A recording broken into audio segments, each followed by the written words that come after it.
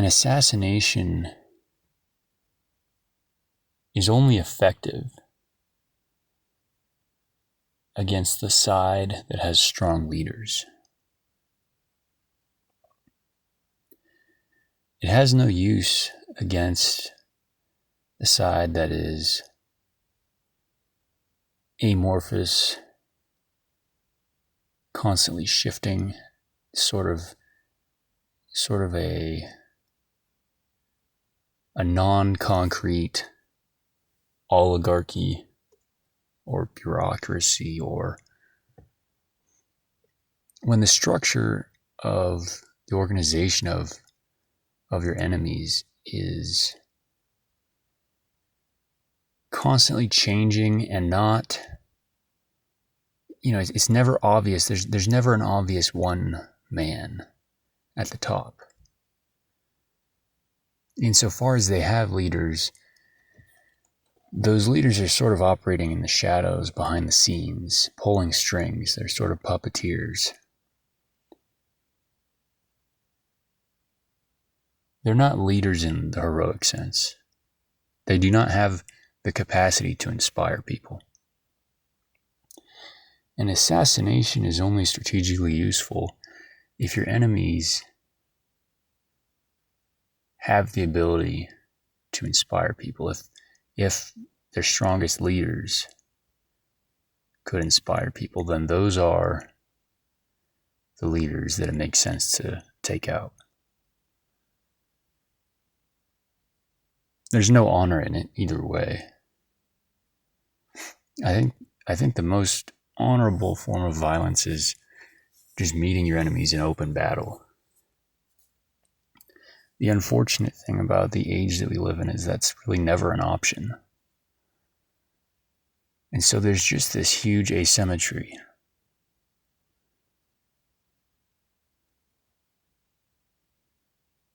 Where one side is really interested primarily in subverting, deceiving, pulling strings from the shadows. And when they see on the other side a potential strong leader or someone who they've identified as someone who could inspire people, they make attempts to take them out. Either to remove them from the battlefield in a social sense, or to just, kill them literally.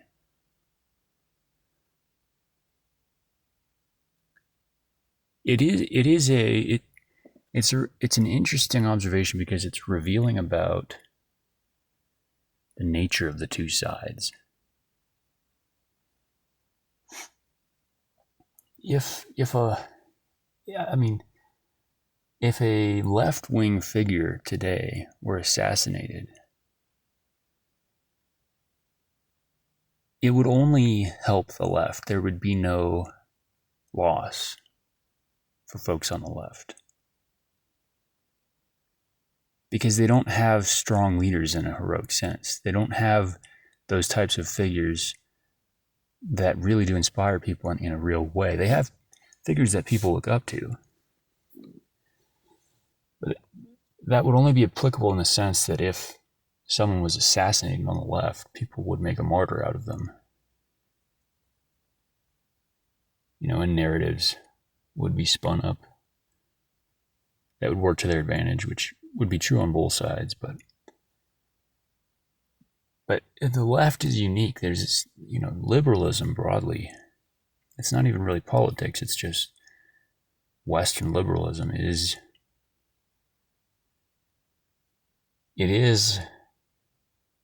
a hive, or it's a hive mind, or it's a legion. It's not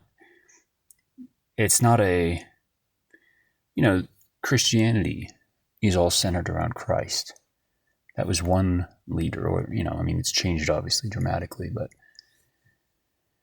the movement, its inception, it exists. It became what it was because people were so animated by this one figure.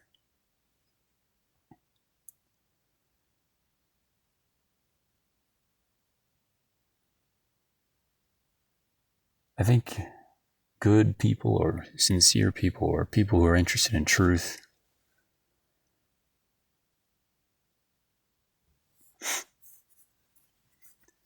they have this potential to be animated by an inspiring figure.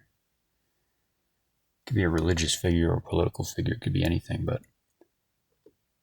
the other side is almost definitionally, it's like the absence of that. The absence of that potential.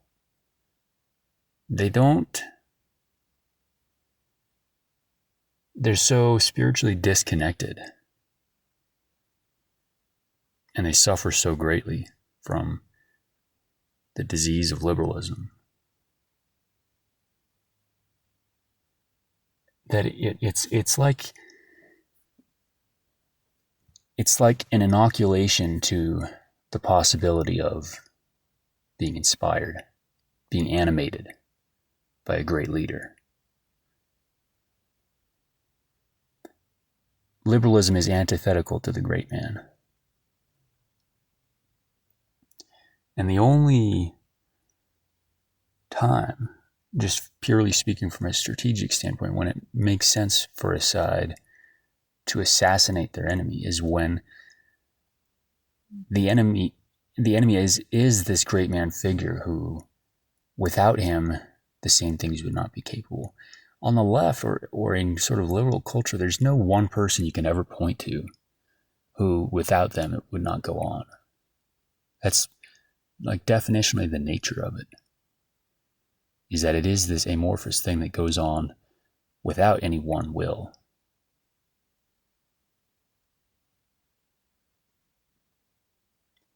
But I mean, an assassination can really stop a movement in its tracks if it's done quickly enough.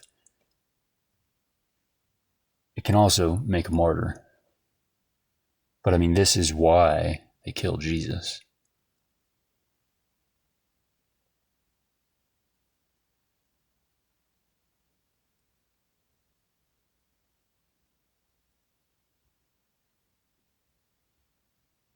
And even though Christianity flourished, it's not obvious to me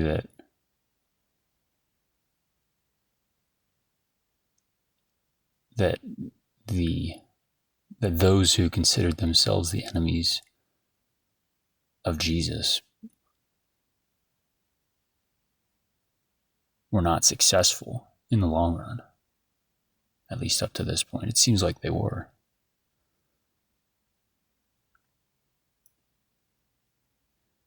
If you were seeking to subvert and oppress and demoralize people, the thing to do really would be